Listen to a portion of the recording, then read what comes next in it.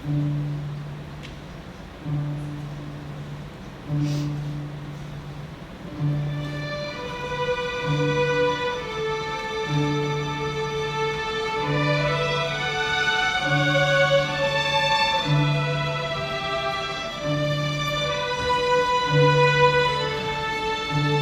the last stroke of midnight, Scrooge beheld a solemn phantom, darkly draped and hooded, coming towards him like a mist along the ground. Bending to his knees, Scrooge asked, "Am I in the presence of the ghost of Christmas yet to come?"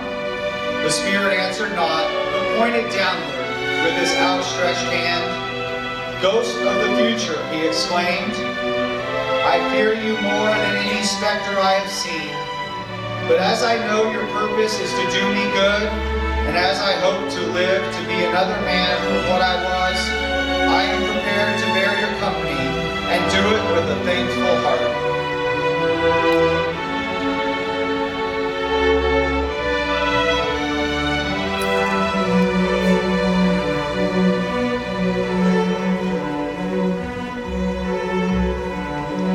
The phantom moved away as it had come, and Scrooge followed in its shadow, which bore him up and carried him along.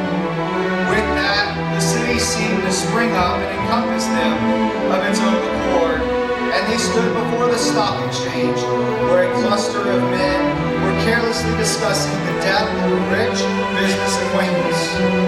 "It is likely to be a very cheap funeral, for upon my life, I don't know of anybody who will go to it," said one fellow with a yawn. "I don't mind going if the lunch is provided," observed another with a laugh, a cold, aloof, and unforgiving laugh. They left the busy scene and went to a foul and narrow part of town, to a dingy, filthy pawn shop. The rascally owner, Old Joe, and some shady characters bartered over a collection of personal belongings stolen from some dead man. Scrooge was shuddering from head to foot. "Spirit, I see," he trembled. "The case of this unhappy man might be my own." The ghost spread its dark robe before him like a wing, and withdrawing it revealed poor Bob Cratchit's home once again. This time it was very quiet. The Cratchit family was gathered tenderly by the fireplace, but Tiny Tim was missing, gone, his little crutch lying as a memorial upon the mantel.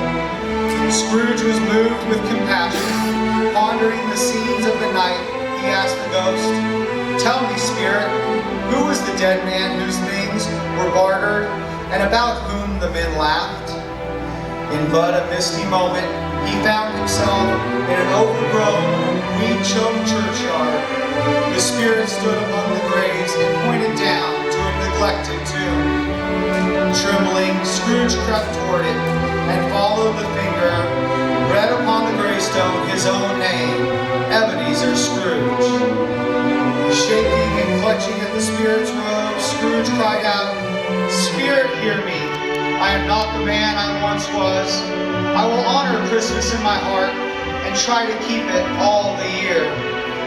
I will live in the past, present, and the future. The spirits of all three shall strive within me. I will not shut out the lessons they teach. Oh, tell me I may sponge away the writing on this stone." Mysteriously, the form began to shrink. Wide-eyed, Scrooge watched it as it collapsed. It became ever smaller, dwindled down, and transformed into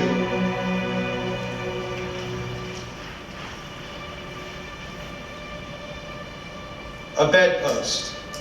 Yes, and the best bedpost was his own. "I will live in the past, the present, and the future," Scrooge repeated as he scrambled out of bed. "The spirits of all three shall strive within me. Oh, Jacob Marley, heaven and Christmas time be praised." Scrooge's heart swelled. He opened his window and, laughing and crying in the same breath, began to shout, "Merry Christmas to one and all." He called downward to a passing boy, promising a shilling and a half crown to deliver a huge Christmas turkey to the Cratchit house. Scrooge dressed himself in his best, then went out upon the street, greeting everyone he met with a good humor and delighted smile. He happened upon the portly gentleman who he had been collecting for charity the day before. He offered his deepest apology for his previous behavior, and he pledged them a huge donation. Scrooge then found himself at Fred's door, and knocking, asked if he could come to dinner. It was a wonderful party with wonderful games and wonderful happiness. But the next morning, Scrooge arrived early at the office to catch Bob Cratchit 18.5 minutes late in his arrival.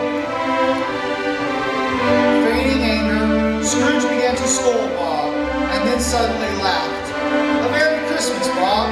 A merrier Christmas, my good fellow, than I have ever given you for many a year. I'll raise your salary and endeavor to assist your struggling family. Make up the fires and buy another coal scuttle before you dot another I, Bob Cratchit."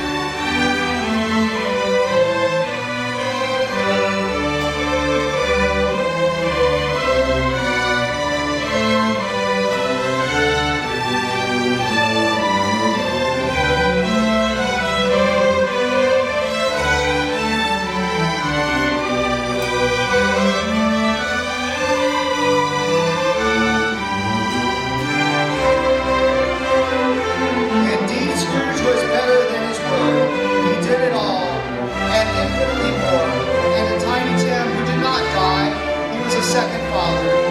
He became as good a friend, as good a master, and as good a man as the good old city knew, or any other good old city, town, or borough in the good old world.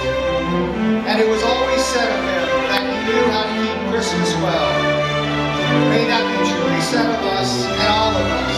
And so, as Tiny Tim observed, God bless us, everyone.